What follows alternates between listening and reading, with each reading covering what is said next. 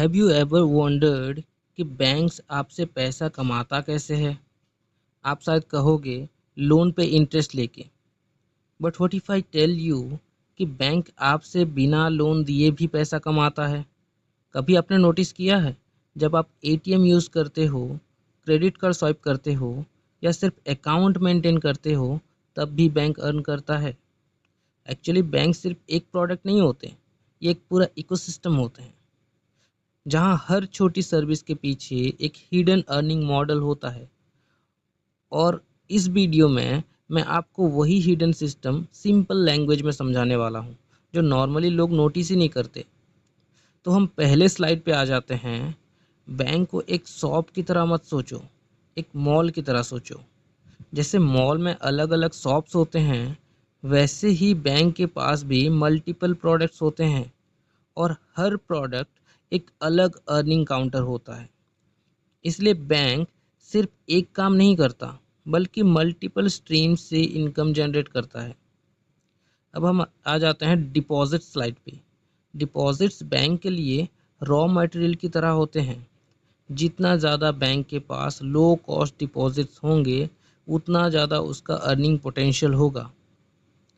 Current account almost zero cost fund होता है bank के लिए, जिसमें बैंक कोई इंटरेस्ट पे नहीं करता कस्टमर को, बट उससे काफ़ी ज़्यादा प्रॉफिट होता है बैंक को।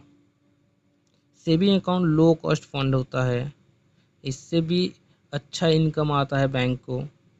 इसलिए स्मार्ट बैंक का फोकस होता है कासा बढ़ाने पे, क्योंकि यही उनका असली फ्यूल होता है। अब हम आ जाते हैं लोन स्लाइड पे। लोन सिर्फ पैसा देना नहीं होता, ये एक्चुअली रिस्क को प्राइस करना होता है।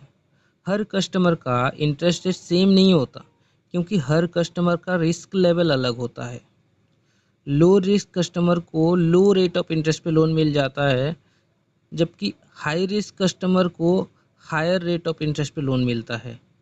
और इसी स्मार्ट प्राइसिंग से बैंक अपना प्रॉफिट जनरेट करता है। अब हम आ जाते हैं एडवांस लोन्स पे।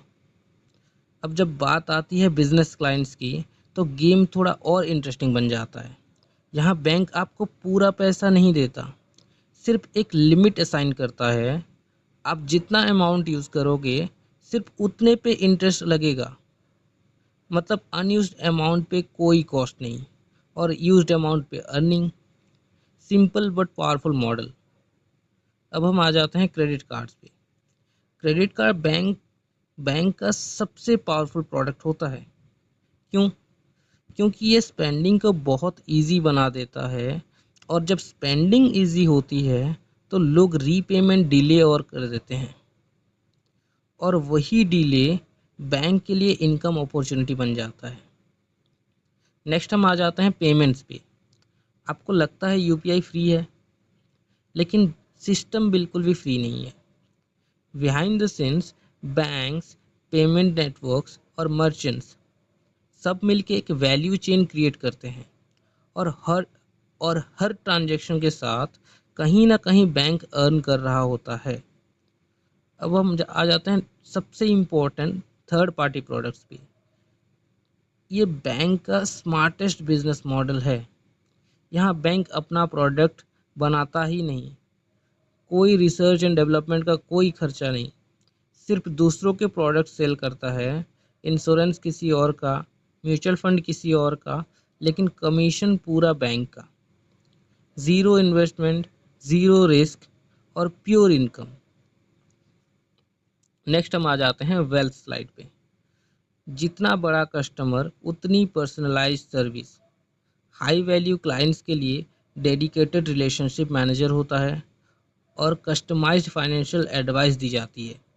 यहाँ प्रोडक्ट से ज़्यादा रिलेशनशिप ही प्रोडक्ट बन जाता है, और ट्रस्ट से लॉन्ग टर्म अर्निंग होती है। नेक्स्ट हम आ जाते हैं फॉरेक्स पे। करेंसी भी एक प्रोडक्ट ही है। जब आप डॉलर खरीदते हो या फॉरेन ट्रांसफ़र करते हो, तो बैंक अपना एक्सचेंज रेट डिसाइड करता है।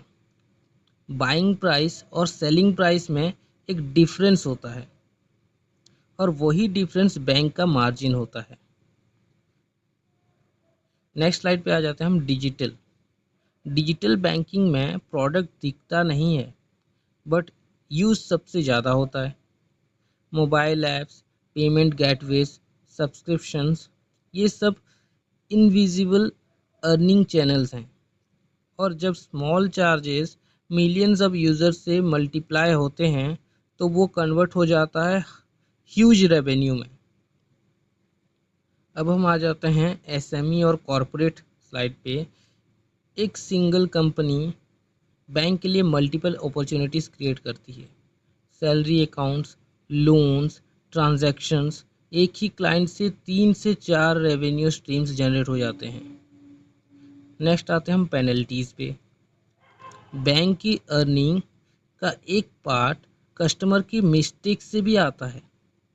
लेट पेमेंट, लो बैलेंस, ये पेनल्टीज़ डिस्करेज करने के लिए होते हैं, लेकिन साथ ही साथ ये बैंक के लिए रेवेन्यू भी जनरेट करती हैं।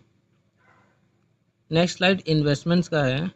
बैंक सिर्फ कस्टमर पे डिपेंड नहीं करता, वो अपना पैसा भी सेफ इंस्ट्रूमेंट्स में इन्वेस्ट करता है। ये एक बैकअप अर्निंग सोर्स होता है जो स्टेबल भी होता है और प्रेडिक्टेबल भी। तो समरी में अगर बता दूं तो सिंपल वर्ड्स में बैंक पैसा कमाता है स्मार्ट प्राइसिंग से, स्मार्ट सेलिंग से और स्मार्ट सिस्टम से। और हर प्रोडक्ट एक छोटा इंजन है जो मिलके एक बड़ा प्रॉफिट मशीन बनाते हैं।